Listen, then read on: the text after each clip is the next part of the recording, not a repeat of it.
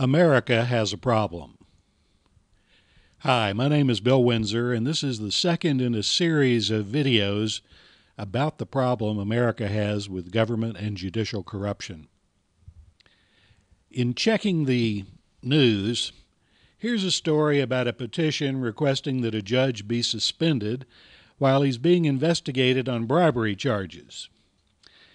3rd District Court Judge Mike Murphy has allegations against him that he bribed a former Democratic governor, Bill Richardson's administration, in exchange for his judicial appointment and solicited similar bribes for other judicial candidates. This story is about a suspended New Mexico appellate judge accused of blowing over twice the legal limit in a DWI arrest. Judge Robert Robles, age 60. He was charged with aggravated drunken driving and reckless driving after allegedly running a stop sign at 50 miles an hour, nearly hitting a police car. He tested twice over the legal limit. This is an interesting story about a Butte, Montana judge who was charged with driving under the influence of methadone on the way to the courthouse. Officers searched his vehicle and found a methadone tablet. At his home, the officers were shown an empty bottle of methadone. It was issued just 9 days before for 60 tablets. He said he didn't have a drug problem. His wife said he had a serious drug problem. It's interesting that local prosecutors and judges declined to handle the case because they know Lee.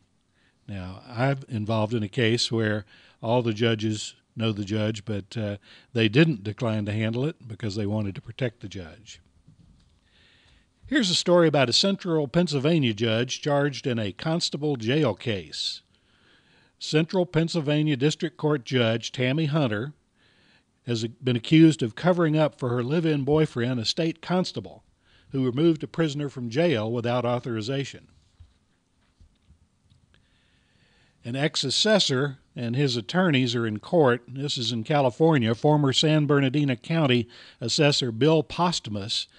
He has been charged with several corruption counts involving the use of his office for political purposes. Now here's one involving the Indians. The Bureau of Indian Affairs' highest-ranking officer on one reservation has pleaded not guilty to several federal corruption charges related to thefts from the tribe's loan program. This is about a former prosecutor, Jack Johnson, who was the county's top elected official from 2002 to 2010. This is in Maryland. Federal prosecutors allege that he traded business permits, millions in grant funding, and other favors for money. Johnson and his wife Leslie, 58, were arrested at their Mitchellville home and accused of conspiring to hide $79,600 in cash in the woman's underwear and tried to flush a $100,000 check from a developer down a toilet. At the time, both were charged with evidence and witness tampering. Most everybody's familiar with former Illinois Governor Rod Blagojevich. That's the guy with all the hair. His second trial will begin soon. He's facing 20 charges that include that he sought to sell or trade President Barack Obama's old U.S. Senate seat for campaign cash or a top job. A 32-page indictment has added bribery charges to the fraud and money laundering allegations previously filed against veteran Brooklyn Democrat Carl Kruger. He's accused of peddling his influence for more than $1 million in payoffs. Most of us are familiar with Johnson & Johnson. We've probably used their baby powder or shampoo or other products. Well, they've just been ordered to pay $70 million to settle international or foreign fraud claims. A Cleveland attorney has been convicted of bribery in a public corruption investigation. A federal jury in Akron returned a guilty verdict against 63-year-old William Mitchell on charges of bribery and conspiracy for bribing then Cuyahoga County Auditor Frank Russo from 1997 to 2009. This is retired Judge Stephen Persky. He was accused of misconduct and then retired. The panel of the Superior Court, the Advisory Committee on Judicial Conduct, recommended he be censured. He had a personal and professional relationship with a witness, remained involved in a case even after it was transferred to another judge, and apparently lied about it. So they censured him. I wonder what would happen to this guy if he committed murder. I guess they would slap him on the wrists. Persky is now an attorney. He's joined one of the largest firms in Atlantic City, and he's the lead attorney on the masthead. We've got a Republican state senator in Pennsylvania court accused of corruption. She's appealing that. We've got a lot of stuff in Pennsylvania. A judge has been sentenced on public corruption charges. Luzerne County Common Pleas Judge Michael T. Toole. He was sentenced to a 30-month term of imprisonment.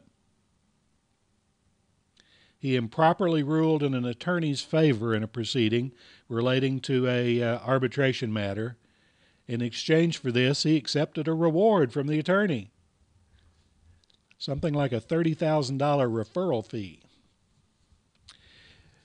Another case in Pennsylvania, District Judge Tammy Hunter accused of agreeing to cover for a state constable. Kentucky Judge Tamra Gormley was found guilty of engaging in 3 counts of misconduct. And while this is a story that's just out, it refers back to things that took place the last few years. Jack Abramoff is a former American lobbyist and businessman. He is the subject of the Kevin Spacey movie Casino Jack. He was sentenced to 4 years in prison on charges of mail fraud, conspiracy, and tax evasion. David Safavian, the former chief procurement officer in the administration of President George W. Bush, was sentenced in October 2009 to a year in prison after being found guilty for lying to investigators. Kevin Ring, an ex-lobbyist who worked for Abramoff, was convicted of bribing officials with expensive meals and exclusive event tickets. Former Representative Bob Nye of Ohio served a prison term. He acknowledged taking bribes from Abramoff. Former Deputy Interior Secretary Stephen Giles, the highest-ranking Bush administration official convicted, was sentenced to prison. He admitted to lying to a Senate committee about his relationship with Abramoff. John Albaugh, former chief of staff to ex-Representative Ernest Istook of Oklahoma, pleaded guilty. He accepted meals, sports and concert tickets, and other perks. Robert Coughlin II, a Justice Department official, pleaded guilty to conflict of interest. He accepted meals, concert tickets, luxury seats at Redskins and Wizards games. Italia Federici, co-founder of the Council of Republicans for Environmental Advocacy, was sentenced to a halfway house and fined after agreeing to help the prosecutors. Tony Rudy, a lobbyist and one-time aide to former House Majority Leader Tom DeLay, was guilty of conspiring with Abramoff. Michael Scanlon, a former Abramoff business partner and DeLay aide, pleaded guilty for bribing public officials through his work on behalf of Indian tribes and casinos. William Heaton, Nay's former chief of staff, pleaded guilty. Expensive meals, tickets to sporting events. Neil Volz, Mark Zacharis, Trevor Blackinen, James Hirani, Todd Bollinger, Ann Copeland, Roger Stilwell of the Interior Department, a former business partner of Abramoff's, Adam Kiden, Horace Cooper, a former Labor Department official, Fraser Veruzio, accepted illegal bribes. Now, the interesting thing about all of these reports of government corruption and judicial corruption is that that would be a mighty impressive list if it was the report for what took place last year. Ladies and gentlemen, these are the reports of corruption in our judiciary and government that appeared in the newspapers on April 8th, 2011. A total of 85 reports of judicial, law enforcement, and attorney misconduct were publicized in the paper on April 8th. If we multiply that out times 365, that's 31,025 reports that are likely to appear in the paper this year. I am sorry to report that dishonesty and corruption permeate our government at all levels, local, state, federal. America has a problem, and we may be our country's best hope. Please go to www.lawlessamerica.com and click to join the cause demanding honesty in government. We have to get involved.